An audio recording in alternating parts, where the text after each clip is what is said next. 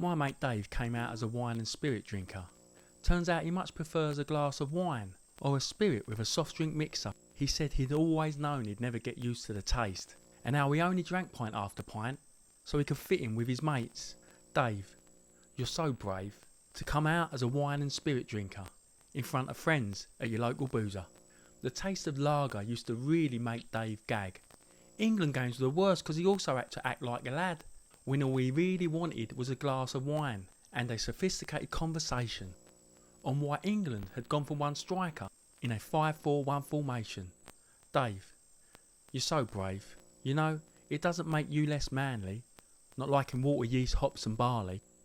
I didn't want to say, but I'd always had an inkling that Dave wasn't very fond of the amber nectar he was drinking.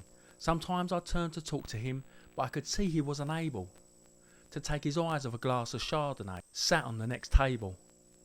Dave, you're so brave to come out as a wine and spirit drinker in front of friends at your local boozer. Dave decided it was time to tell his mum and dad. Surely this wasn't true, just a phase or a fad.